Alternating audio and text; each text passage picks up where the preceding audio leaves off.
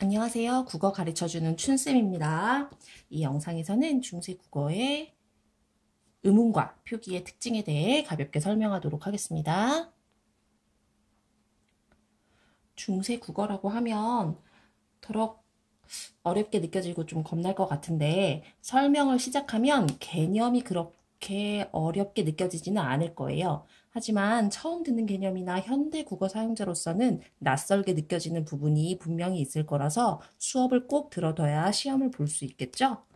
역사적 변천 같은 깊은 개념까지 들어가지 않고 눈에 보이는 특징을 정말 개념 위주로만 다룰 거니까 꼭 듣고 기억해 두세요.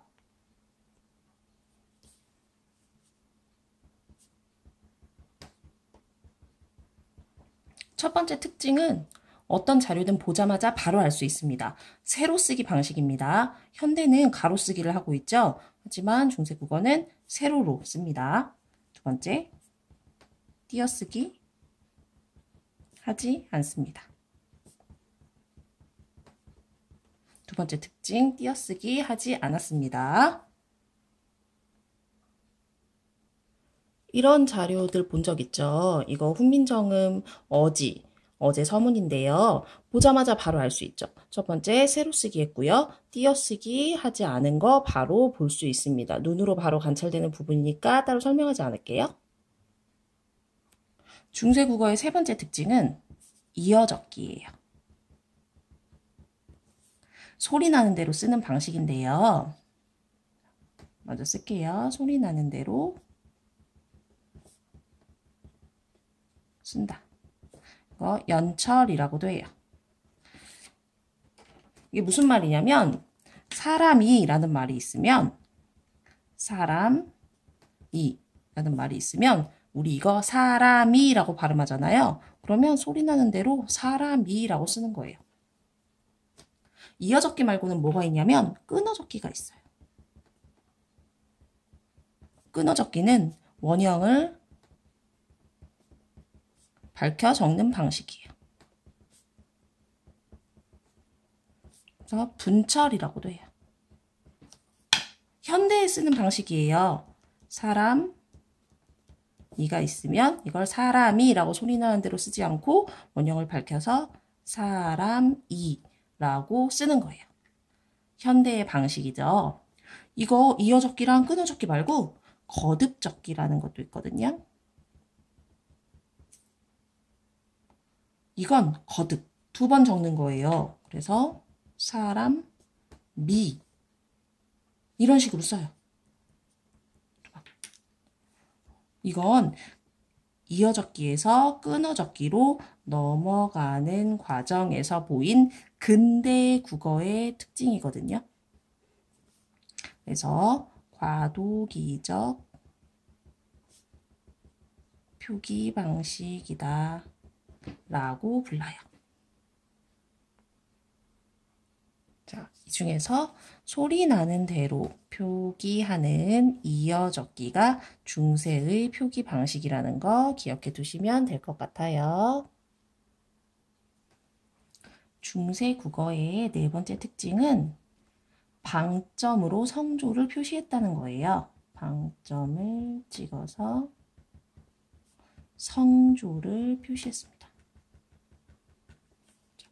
이 성조라는 건 말의 높낮이를 말하는데요. 우리 저번에 유튜브 같은 데서 김차균 교수님이 훈민정음 어지 읽는 걸 들어보면 나란 말싸미 이렇게 읽지 않고 나랏 말싸미 이런 식으로 음이 오르락 내리락 하는 걸 알 수 있어요. 이런 높낮이를 글자 왼쪽에 방점을 찍어서 표시했다는 게 네 번째 중세국어의 특징입니다. 다시 훈민정음 어지 자료를 한번 보면 자, 아까처럼 나랏 말싸미 이렇게 옆에 글자 옆에 점 찍힌 거 보이죠? 점이 하나짜리도 있고 두 개짜리도 있고 이렇게 글자 왼쪽에 점을 찍어서 성조를 표시했습니다. 다섯 번째 중세 국어의 특징은 음가가 소실된, 즉 현대엔 발음하지 않는 사라진 글자들이 있다는 거예요. 4개가 있는데요. 이응 위에 뾰족하게 올라온 옛 이응 있고요. 그리고 얘는 여린 히읗이라고 불러요. 그리고 세모 반치음이고요. 그리고 마지막 아래아. 이렇게 4개는 현대에 쓰이지 않는 글자들이에요. 그래서 1446년의 훈민정음은 이렇게 4개를 합쳐서 자음과 모음이 28자였던 거고요. 현대엔 24자만 쓰이게 되죠.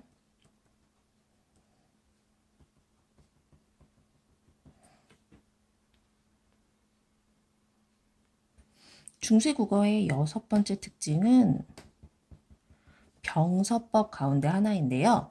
우선 병서라는 말이 뭐냐면 2글자를 좌우로 결합하는 방식이에요. 2글자를 좌우로 나란히 이어서 나란히 쓴다는 이야기예요. 병서에는 각자 병서랑 합용병서가 있어요. 각자 병서는 2글자, 그런데 서로 같은 글자를 결합해요.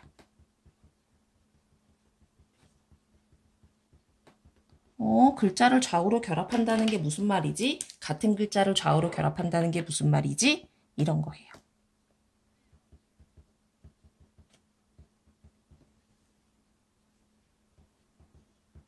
같은 글자를 좌우로 결합했죠. 이게 병서예요. 병서. 단어가 어려운데 2글자를 좌우로 나란히 썼다라는 걸 말하는 겁니다. 그런데 합용병서는 서로 다른 글자를 결합하는 방식이에요. 서로 다른 글자를 나란히 쓴다. 합용병서는 다시 초성 합용병서, 그리고 중성 합용병서, 마지막 종성 합용병서 3가지로 나눌 수 있어요. 초성 합용병서는 초성에 2-3개의 자음을 나란히 쓰는 방식이에요.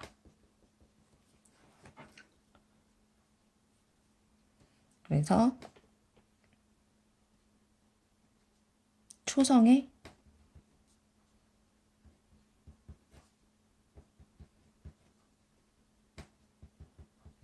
이런 글자들이 왔어요. 중성 합용병서는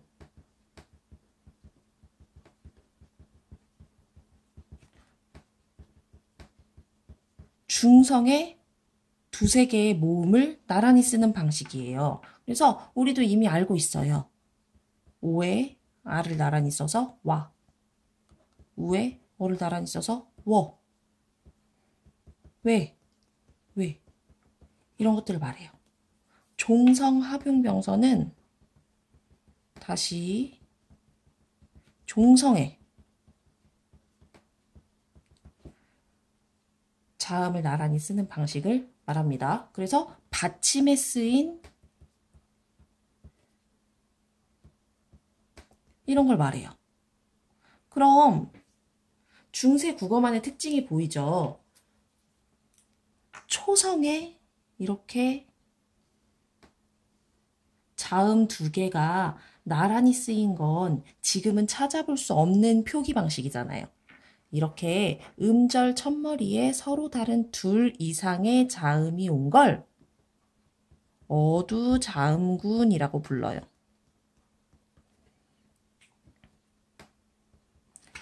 즉, 초성 합용 병서 방식으로 쓰인 어두자음군이 중세 국어의 특징이라고 할 수 있겠죠. 얘들은 현대에 다 된소리로 바뀌었어요. 된소리로 바뀌었어요.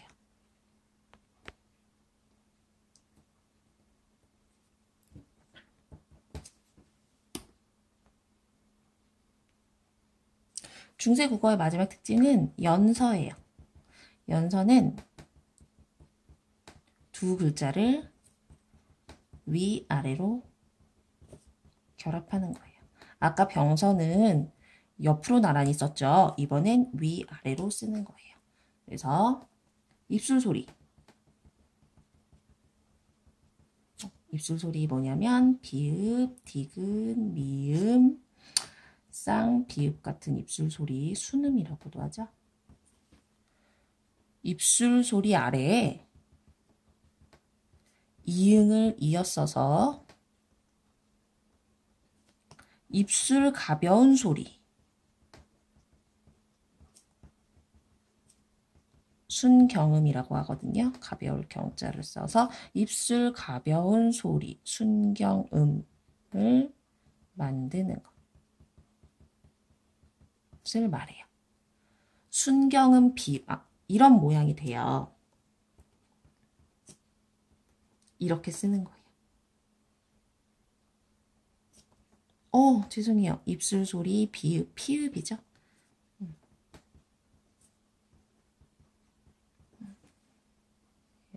이렇게 해서 순경음 비읍, 순경음 미음 이런 식으로 부르는데요. 국어 표기에 중세에서 국어 표기에 사용된 건 순경음 비읍 하나밖에 없고요. 나머지는 잘 쓰이지 않았어요.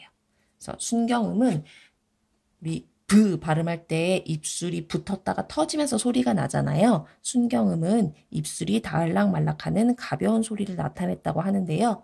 이 역시 현대엔 사라진 중세 국어 음운의 특징이라고 할 수 있습니다. 중세 국어의 음운과 표기의 특징을 개념 중심으로 7가지 살펴봤어요. 세로 쓰기 방식으로 썼다는 거, 띄어쓰기 하지 않았다는 거, 그리고 소리 나는 대로 쓰는 이어적기 방식으로 썼다는 거, 글자의 왼쪽에 방점을 찍어서 성조를 표시했고요. 그리고 음가가 소실된, 사라진 글자들, 사라진 자음과 모음이 있었다는 거, 그리고 두 글자를 좌우로 결합하는 병서의 방식 중에서 초성합용 병서가 사용된 어두자음군은 현대엔 찾아볼 수 없는 중세 국어의 특징이라는 점 같이 봤고요. 마지막 입술 소리 아래에 이응을 이어 쓰는 연서 방식으로 순경음 비읍을 썼다는 것까지 중세 국어의 음운과 표기의 특징을 살펴봤습니다. 이번 시간은 여기까지입니다.